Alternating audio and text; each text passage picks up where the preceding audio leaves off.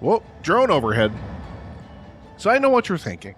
How many of these episodes is he going to start with blinking block and path signals, trains not doing what they're supposed to do, etc., etc., etc.? What the answer to that question is, I don't know.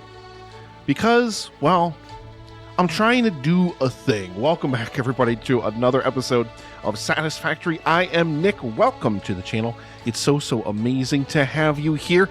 And our train is stranded out here because this one was not the train's fault. This one was my fault because, well, I really need to kind of show you guys like an overhead view of this. So let me pull up a map. All right, so this is a great little resource from a site called Satisfactory Calculator. I'll stick a link to it down in the description, but basically you can pop in your save file and it will kind of give you all the details of your world, everything you've built and whatnot. So this is a map of our current train network here in the world. And I am right here next to these path signals that are kind of in here in this split. So as you can see down here at the bottom, we have added in a brand new train platform. I'll show you guys that in a few moments here. But basically, what I want to do is I want to have it follow the path all the way up and then down through here and then either somewhere right over here in this bend, maybe as far out as past the coal station, but probably back here in this bend. I want to split the track off and have it go southeast down here near this water, or maybe even behind this lake over here, all the way south to where, of course, we built that giant platform that you guys saw in the last episode. So I had this big brain idea, or at least I thought it was a big brain idea, that what I wanted to do is kind of create like these little just kind of byways, because this is a pretty big section of track to try to get a train to like wait for another train to come through, because I could just as easily add like a couple of block signals in here really quick and then make it so, okay, one train can't pass through while the other train's in here. That's a big long stretch of track. So what I kind of wanted to do is create these little areas, maybe one, maybe two of them, just to kind of say, hey, when you're coming through this area, you take this path, and then the other train that's coming in the other direction takes the other path. So when they cross through those path and block signals, it'll send a signal back to a previous one to say, hey, you can come through here, whoop, zoom it right on through. I'm not sure I'm really applying the logic of it quite correctly, though. So let's head back to the game. So yeah, I'm not sure I'm applying the logic of it quite correctly, though. I kind of did this as a quick mock-up, and then this didn't work the way I wanted it to. So then I just kind of very quickly was like, I gotta stop and I gotta really think about it. So here's gonna come the curious question, is what's gonna happen now when there's a train in this block down here? Yep. So now we've got, okay, I can't jump out of the train when it's in the wall. We know what happened last time. You stop and stay there. I kind of didn't want him to go that far, because of course he's got a green light to go that way, but. Okay, we've got a red light there, but we've still got a green light here, which means the waterfall train is still going to come chugging right through here. But that's the ideal thing, because then it's not going to enter this junction until this train leaves this intersection. Holy cow, I think I might have actually figured this out. It's still so surprising to me. I still feel like I'm so bad at doing this train stuff, even though I kind of, sort of, at least mildly understand their logic. So yeah, basically the waterfall train can enter this block where the two splits are in the track, because there's a train occupying this block here. What if I get in the locomotive? I want to kind of back this up a little bit.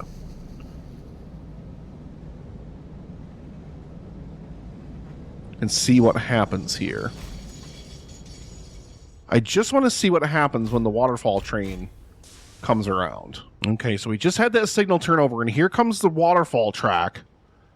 But he should stop because there's a train in this block, and he's going to block the whole thing, isn't he? He's going to block the whole thing. Yeah, he's blocking the whole... Okay, so it's not going to work the way I wanted it to. Or at least not like this is set up, because now the problem is he's blocking... Like, I can't get to the other path either. Oh, oops. Ugh. Yeah. Okay. Well, welcome back, everybody. It's so good to have you here. I have figured it out. Bidirectional railways are much more complicated, it turns out, than regular railways are. Who would have guessed it? Me. I would have guessed it. But you guys have seen, like, all the stuff I did with the map, like, all the stuff I wanted to do. It has since been implemented. I'm actually going to turn off self-driving on this train here, because I kind of want to just show you the interchange that we have to come up with here. You have to go this way. Yup. So you'll see, I stuck with the same idea of doing the splits. I knew that this was what I wanted to do. What I was doing wrong, however, was where I was positioning the block signals in terms of, like, where things were going. So we're going to jump on our hover pack here and float up here. Because you can see the waterfall train's out there anyway. So this actually, even if we kept self-driving on, we wouldn't have kept going through here anyway. But basically, I needed to segment this track down into blocks. So you see, he's going to come moving through here. We have a red light right here right now. We can't go through. And now we'll be able to go through as soon as he clears that block signal right there. Actually, is he stopped? Oh, he stopped. Oh, because of the tail end of this train's long. This train is so long, I gotta get this out of the way so he can continue through. That should be good.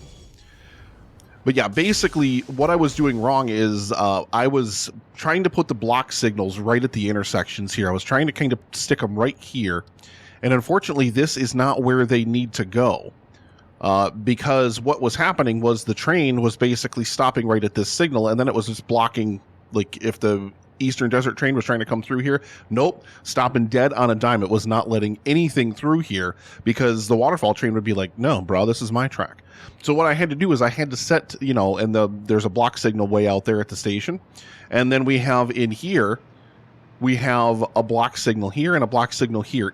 These block signals are both inside of the pathway here. This actually isn't long enough for this train. This train is too long for this. I'm going to have to fix that. But basically, what this does is it tells the trains, okay, once I reach this area, it's going to free up this next area and let you move on through like that. And then the next block signal from here is way down, like I think it's like way down inside of there. Because it's not until the track splits again that it opens up like that, because I didn't want to have the risk of any kind of collisions or anything. And I'm proud to say, like, I've been, like, this is a number of days since the last clips were recorded, so I am very proud to say that we have not had any train collisions over that time. So I'm really happy about that. I'm just super excited to show you guys so much progress that has been taken care of. But yeah, I mean, that was basically the only thing. The block signals just have to go, like, you have to set the block up inside of where your thing is. Like, you know, this is like a little lavender block. That's only that block right there. And the waterfall train is the only train that can operate it because those block signals go that way. So I really do think I finally maybe sort of kind of got the logic of these train signals. So let's jump back aboard our Eastern Desert train here and turn on self-driving, number one, so he can move, but number two, so the waterfall train can move. Yeah, I didn't realize that this train was too long for that block. I'm going to have to fix that. You can see we're going to pull into the coal station here. The coal station has changed slightly because we had to add another station. This station points in the other direction, so it doesn't affect the other train that comes through at all. But now it makes the Eastern Desert train stop here and also pick up coal, because as I've talked about before, we have 400 coal to play with in this section here. But well, there's something more fun that I can tell you guys about that in just a moment here. And we'll get underway here, and we're going to head out. I don't know if I ever showed you guys those batteries up on top of Power Station Charlie. Yeah, there's batteries up there. Tons of them. We're going to make our right-hand turn here and head out on the Eastern Desert route. This tracks all the way across the back of the desert and goes around that lake just like I said I wanted it to, and then continues south to the station, where there is a lot of stuff to show you guys at that station. I can't wait to get there. I've got so much progress, I've literally got to break it up in some different videos, because I don't want to just inundate you guys with like a massively long video and be like, blah! There's just so much stuff I've been working on, so much stuff I've been trying to do, and I'm so excited to unveil a lot of that stuff. You can see as we kind of start approaching here in the distance, you can see a radio tower sprawling up there. You can also see a really ugly little platform ladder thing. Just ignore it. Don't pay attention to it. It's not there. You didn't see it. I'll explain that in just a moment here. We pull into the station here. Now, the platform has changed since last you saw it, and that it's higher. It's higher off the ground. Basically, what I want to be able to do boop, is hide all of our nasty conveyor spaghetti down underground. So that way, everything is going to be hidden when we come out here to take care of everything. Thank you so much for bringing me here, train. He also uses part of the aluminum train's return track as well. So I had to set up block signals out there as well to keep those trains from colliding. And again, absolutely zero collisions, which I'm super proud of. It's just, that's the logic. You have to set up the block signals before where the actual intersection is, because if you set up the block signal at the intersection, well, then the train's just going to stop at the intersection. And what good's that going to do? We can see out here we have our limestone, and we have, well, that's cool, and we have our limestone over here. Both of those are feeding into the train platform, and they are going over to our main train platform over at the waterfall, and we're loading in raw limestone and raw copper to be trucked up to the Copper Crete building, which I realize I recorded a whole section where I toured that building, and now a bunch of stuff about it has changed, and I'm kind of glad I didn't end up showing you guys that, because now I got to kind of show it to you all over again. So there's that. We've got all that stuff being loaded on there as well. I've got some constructors over here where we're going to be constructing some concrete. Those aren't turned on right now because we don't really need the concrete right now. I need the processes in place before I worry about doing that. And then over here, I'm really proud of how this area is expanding and how it's changing. We have a steel drone port right here. So down inside of here, this is where all that excess coal is going that's coming in on the train. In here to these foundries, 9 of them smelting steel ingots. I think this produces 405 per minute. And then I built this little pavilion thing over here. I'm kind of really loving it. I wanted something simple that wasn't a building where I could kind of like start throwing in different architecture and things like that over here, just to kind of play with different things. Because as you can see, this area for this complex is massive. So we definitely have a lot of stuff we can do over here. And this is where our battery drone is. The power is running up through the leg here. These are just beams inside of these metal frame pillars, which I absolutely love. I think that looks amazing. And then of course we get up here. This is batteries. There are 5 different drones now that are all descending on that battery port over at the waterfall station. But yep, this is where our batteries are coming into this area. I absolutely love this. And then, you know, they'll get distributed underground to wherever I have other drone ports and things like that. Of course, as I said, we have a radio tower up here. This is also going to have a drone port on top of it at some point, but it doesn't now. But it will at some point, because we're going to be taking excess iron from this deposit. So this thing now is cranking out 600 iron ore per minute, but we only need about 400 of it to make all that steel. So what am I going to do with the other 200 of it? It's going to go to the iron factory. We're actually kind of in process now. That'll be next episode. I'm going to show you guys all that, of mothballing all of the old conveyor spaghetti. We're getting rid of literally all of it. Finally, I'm so happy about it. But then the last thing I'll show you guys over here, and this is the frustrating thing. So I build this whole platform out here. I showed you guys that last episode. Then I build the 2 train stations, one at the waterfall platform and one here. Okay. And then I set up all of the block and path signals. I get all those signals. It took me so long to set up all those signals, to get everything working, to get everything ready, to make sure everything was working correctly. Set up the other coal station so I can stop and pick up a boxcar full of coal to come out here to make steel. And then I'm building the steel building, and I'm kind of just wandering around, and I think I was expanding out the platform at the time, and I found 3 coal deposits. They're literally right there. They are right there. I'm pretty sure these are all normal deposits. Like, none of them are like super like amazing deposits or anything. But the frustrating thing is like, I didn't have to set up all that infrastructure. I mean, I still would have wanted to do the train and stuff. Like, that's fine, you know. But yeah, like these are all normal deposits, all just hanging out here. And then way up there, way out the ramp up here. This is literally, I only did this so I could get out here and access it more easily. Once I get the infrastructure in place out here, we're going to tear it down. But you can already see the beacon node on there. We've got a sulfur deposit right over here. It's up on top of the hill. This is a pure sulfur deposit. So what we're going to do, I need more power so desperately. I'll show you guys. I'll jump on the power pole over there in a minute and show you how dire my power situation has once again become. But I need more power. And what I want to do is I was originally just going to build like a fuel generator complex where it just uses regular fuel. I would much rather, I think, stick to turbo fuel because it is much better. You do produce much more power that way.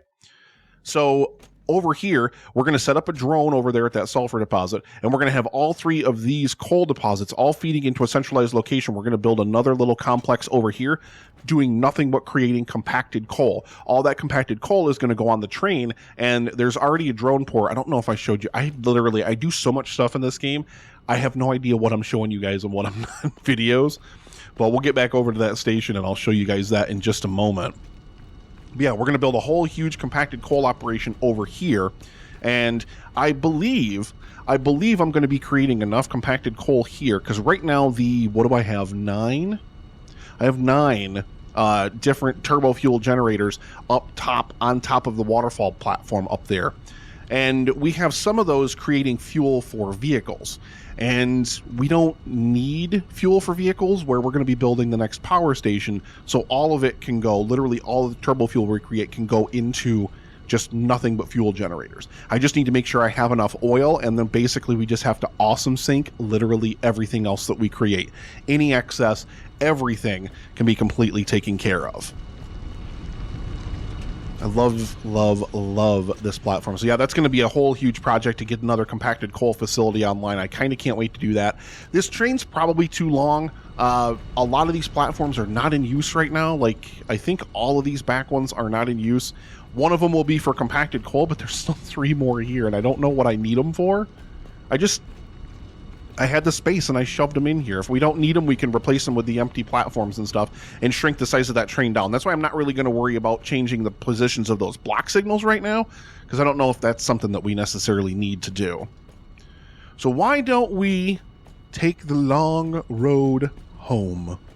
If you guys haven't noticed, by the way, I am now streaming Satisfactory as well. Once or twice a week, usually Tuesday evenings, starting at like 7 p.m. Eastern or so, you can catch me streaming Satisfactory, and that's when I'm trying to do some grindy stuff like this, that I'm not going to show you like the process of building this whole thing in a video. But I hemmed and hawed, and I'm like, do I want to build a road? I wanted to build a road. Okay, so first of all, I hate driving over these sand dunes in the desert. It literally takes forever. It's absolutely maddening. It drives me nuts. I just don't want to deal with it anymore. And my car's not even, I left my car over at the other side. So this is where the real problem arises in the vehicle. You can see the way the wheels are stuttering like that. I don't know why it does that. Well, basically what it does, if you watch the speed of the vehicle kind of jumps all over the place, like it's changing periodically, and this is just me pushing dead forward. I am not changing anything, but the vehicle kind of just gets jerked around the road a lot. I don't know why this is. I don't know if it's like a pathfinding issue with the vehicle, if it's because of the asphalt blocks that I used, or if it's... Yep, there we go. We ran into the power pole. I literally don't know. I have no idea why that does that, but it's kind of frustrating. I can't even reach the top speed of the Jeep because it's just so jerky. Like, it doesn't seem to matter where on the road I'm doing anything. So yeah, that is a little bit frustrating. I'm hoping that maybe something like that gets fixed. What I really should try to do is bring that little factory cart down here and see how that does on the highway. But that'll look so ridiculous with that tiny little baby cart down here, like driving up through there. It'll look absolutely ridiculous. Oh my lord. I know this video is going to get long if I don't shut up and wrap it up. So the last thing I want to show you guys is kind of the Yes. is kind of the finished western desert platform here, where we have our train up there. I think, is that train loading now? Oh yeah, it's up there now.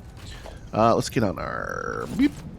And I can fly up and show you guys this. I decided to add these beams in here as this kind of nice decorative element. And these are the steel walls. I do really love these steel walls. I wanted to push processes. I want to hide things. We're hiding so many things. We've got batteries coming underground now over to drone ports that are over here on the dunes back here. So these two, again, serve the Coppercrete building. That's aluminum ingots, which we need to retrofit that building out there. I want to change the design of it. I just don't want it to be a box. And then we need to get our manufacturing processes going in there for aluminum sheeting. And this is going to be our compacted coal drone port. Once it comes in on the train, boop, load that right up from there. We can see we got our aluminum train there, but I love this. I was tired of doing the ramp thing. I was tired of kind of trying to bleed everything in with the ramps and make everything look different. I didn't like it. I wanted to do something different. So I came up with this idea of this retaining wall where, I mean, number one, this affords us a ton of free space. We have a ton of free real estate hanging out, hiding underground here. And just peek and poke our head in here. We got a little constructor in there making our aluminum casings and stuff. But I love this. I just absolutely love it. I think it looks way, way, way, way better in terms of like overall design. Like it makes the waterfall station down here, like this whole just giant train platform, this giant freight platform down here, like it really, really adds some nice detail, some nice character to it, because we just didn't have a lot of detail in this thing before. And yeah, I've got so many more things to show you guys. Coppercrete building tour, I swear, is coming soon. I swear. I want to show you guys everything that's changed up there now that we've implemented all of these drones and everything into the system. He's going up there right now to drop off some copper. But I love your beautiful faces. Thank you so, so much for watching. Be kind to yourselves today. Be kind to someone else today. Whatever you're struggling with, whatever you're facing, just remember that you've got this. You just need to take a moment, gut check yourself, take a look in the mirror, and just shout it out. Say, I believe in you. Everything begins and ends when we just believe in ourselves. Find a way to believe in yourself if you doubt yourself. Thank you so, so much for watching. Don't forget to like, subscribe, and ring that bell so you're notified whenever I release new videos. And I will see you in the next episode of Satisfactory.